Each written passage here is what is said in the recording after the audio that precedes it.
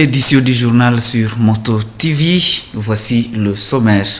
21 000 $ comme salaire mensuel des députés nationaux.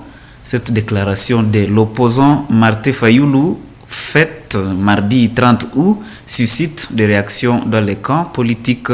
Dans ce journal, nous revenons sur la réaction du PPRD et parti de l'opposition et celle de l'UDPS et parti de la mouvance présidentielle. Tout pour le sommaire. Déclaration de l'opposant Martin Fayoulou sur les émoluments mensuels des députés nationaux revus à 21 000 $ américains. Des réactions fusent de tous les camps politiques pour le cadre du PPRD, ici en ville de Butembo. Payer un tel salaire à un député s'avère inopportun à l'égard du contexte financier que traverse le pays. À l'UDPS Butembo, le cadre a réagi que c'est la déclaration de Fayoulou. Cette déclaration de Fayoulou est vraie. Les députés de ce parti politique qui siègent à l'Assemblée nationale en bénéficient comme tous les autres. Suivez ce reportage de Mwanam Pensi Manzegele. Rue Président de la République, c'est ici que nous rencontrons Strong Kaeni, le communicateur du Parti du Peuple pour la Reconstruction et la Démocratie PPRD en ville de Butembo.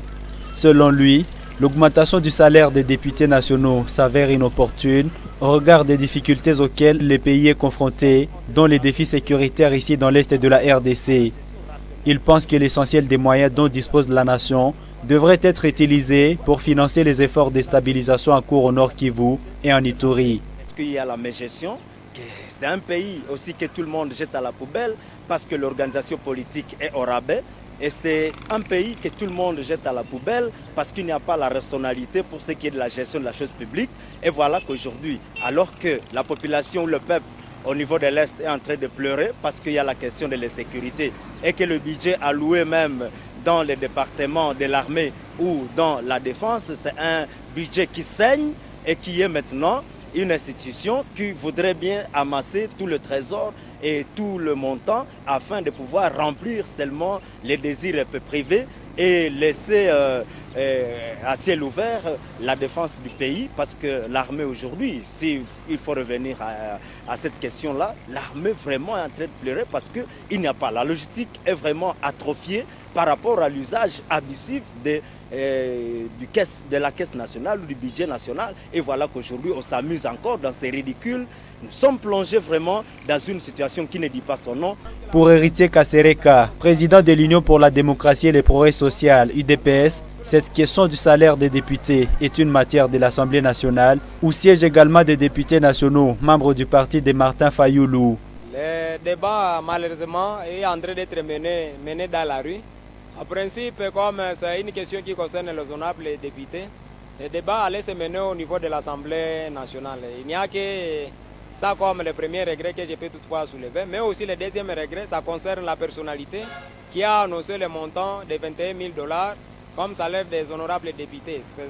C'est anormal que ce soit un honorable député qui s'exprime comme ça dans la rue. Moi, j'estime que si c'était vrai qu'il y aurait augmentation de 21 000, puisque d'après ses propres termes, lui voulait justement justifier que c'est vraiment une corruption, étant donné qu'il y a d'autres couches sociales qui ne bénéficient pas d'un salaire décent. C'est ainsi que moi je me dis que l'honorable député Fayoulou, il a déconné, il allait peut-être ramener ce débat au niveau de l'Assemblée nationale. Et si en réalité on a haussé les salaires des députés, moi je pense qu'il y a aussi possibilité quand même de hausser les salaires aussi des autres fonctionnaires de l'État.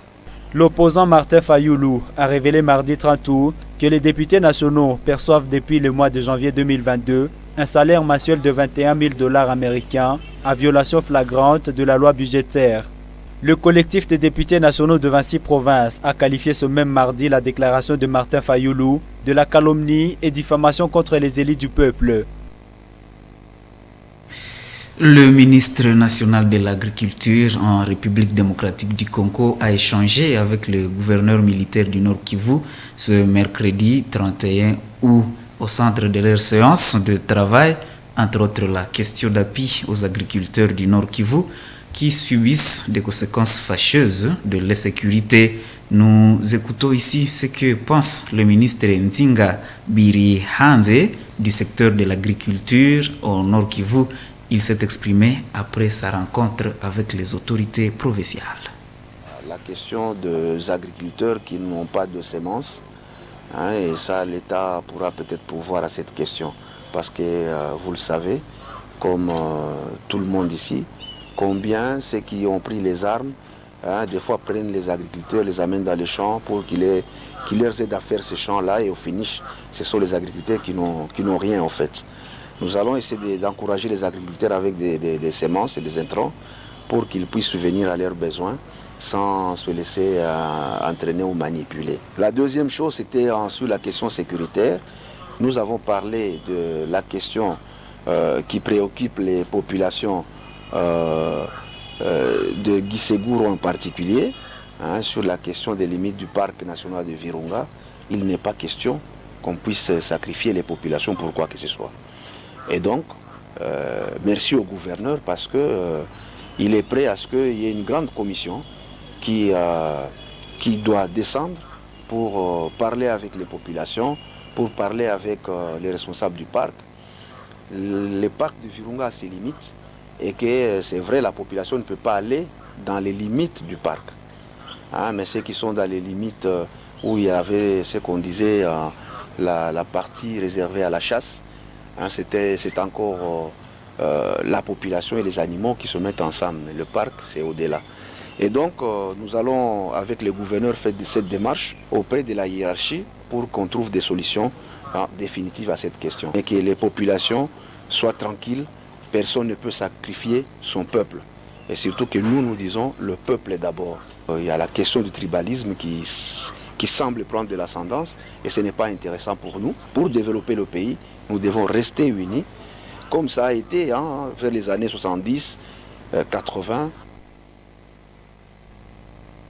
Autre chose, l'humanité célèbre chaque 31 août la journée mondiale du blog.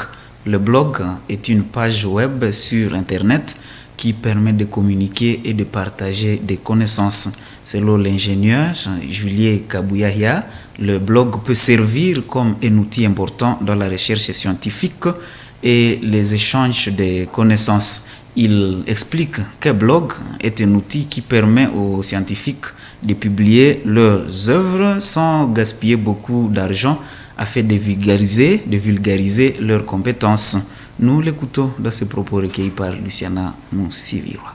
Pour un scientifique, comme les enseignants comme nous pouvons aussi nous servir de blog pour publier par exemple certaines recherches, certaines données scientifiques.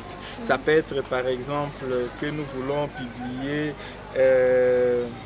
je peux par exemple avoir un cours, par exemple je me spécialise dans le web, je peux commencer à publier des matières, des contenus qui traitent du web sur mon blog et ça peut permettre à tous les chercheurs qui s'intéressent à ce domaine de visiter mon blog ou ma plateforme et comprendre ce qu'ils veulent apprendre à partir de mes publications sur un blog. Oui. Donc au début d'abord, il faut savoir que le blog c'est un outil de communication et l'objectif d'un blog peut varier selon la finalité qu'on attend de ce blog. En fait, pour créer un blog, c'est simple.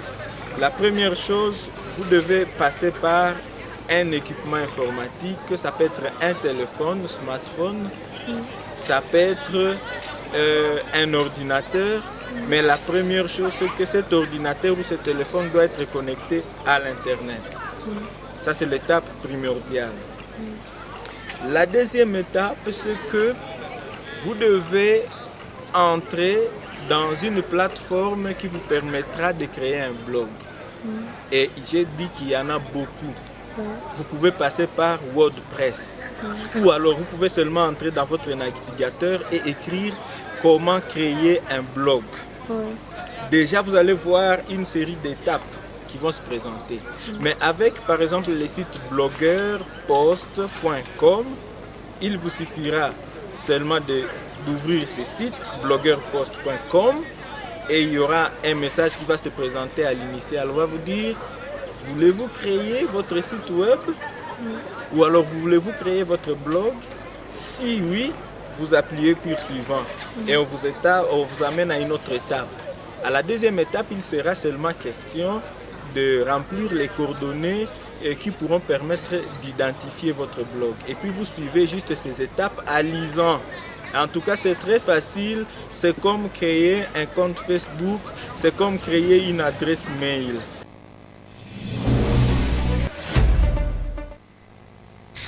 En sport, mesdames et messieurs, match amical de football ce mercredi 31 août 2022. Le football club ETSL de Butembo, champion du Nord Kivu, a joué le football club Masasi de Kiwanja au stade André Van Nevel. L'équipe de Butembo, championne du Nord Kivu cette année, a eu raison de l'équipe de Kiwanja par un score de 4-0. Suivez ce reportage de Samuel Wayinda. À 15h50, le coup d'envoi est donné ici au stade André Van Nevel de Butembo. Deux équipes sur l'aire de jeu, le FC ETSL de Butembo, habillé en jaune-noir au côté sud du stade, le FC Masasi de Kiwanja, à rouge-blanc au côté nord. Une rencontre pleine d'action dans tous les deux camps dès le début du match. Déjà à la 11e minute de jeu, l'équipe de Butembo ouvre le score.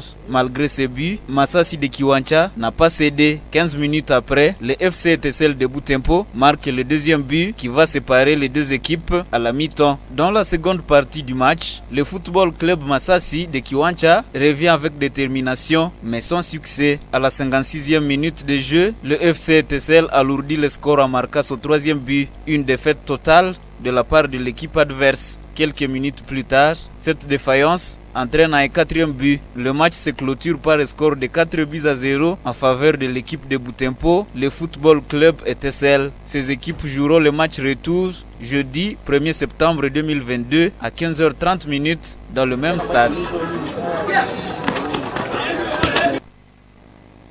Et la Fédération internationale de football association FIFA a condamné le Raja Athletic Club de Casablanca du Maroc à payer une somme de $60,000 américains au club congolais du FC Saint-Éloi Lupopo comme indemnité du transfert de Dark Kabankou.